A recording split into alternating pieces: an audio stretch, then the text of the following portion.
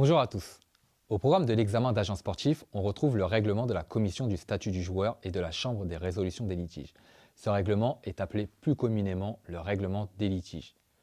La FIFA prévoit la possibilité de trancher des litiges en interne avant que cela soit porté devant une juridiction de droit commun.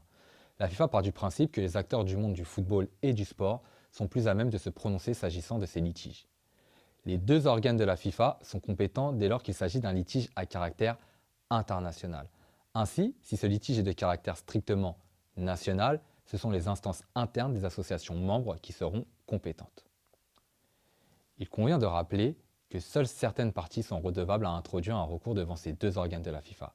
Parmi ces parties, on retrouve les associations membres de la FIFA, à savoir les fédérations. On retrouve également les clubs, les joueurs, les entraîneurs et les agents organisateurs de matchs. Vous l'aurez donc compris, les intermédiaires, autrement dit agents de joueurs, ne pourront pas introduire de recours du fait de la déréglementation en 2015. Ces derniers devront donc saisir une juridiction de droit commun. Concernant les organes compétents, on distingue donc deux commissions. La commission du statut du joueur et la chambre de résolution des litiges.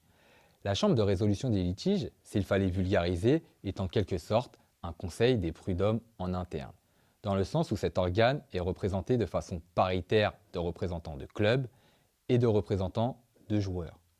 Il est compétent pour les litiges liés au contrat de travail entre les clubs et les joueurs, mais cet organe a également à connaître des litiges entre clubs concernant les indemnités de formation et mécanismes de solidarité. Dans l'actualité récente, nous pouvons citer le litige qui avait opposé le Lokomotiv Moscou à l'Astana Diarra, concernant la rupture unilatérale de son contrat de travail en 2013. S'agissant de la commission du statut du joueur, elle est compétente pour le reste des litiges, à savoir un litige concernant un joueur et son association, un entraîneur et son club ou son association, un litige concernant un organisateur de match ou encore un litige plus général entre deux clubs d'associations différentes. À titre d'illustration, on citera l'affaire Emiliano Sala, qui a été portée récemment devant la commission du statut du joueur dans le litige opposant le FC Nantes à Cardiff.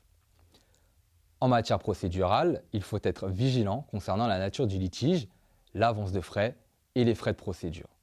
En effet, dans certains litiges, les avances de frais et frais de procédure seront supprimés. C'est pourquoi il faut toujours s'interroger sur la valeur et la nature du litige avant de déterminer les frais de procédure. Enfin, on rappellera que les décisions rendues par ces organes sont susceptibles de recours devant le tribunal arbitral du sport, dès lors que ces décisions ont été motivées. Les parties disposeront d'un délai de 21 jours pour saisir le TAS à compter de la notification de la motivation de la décision. Par contre, si une décision a été rendue sans motif et que les parties n'ont pas demandé la motivation de la décision dans le délai de 10 jours suivant sa notification, dès lors, il ne sera plus possible pour les parties d'introduire un recours devant le TAS.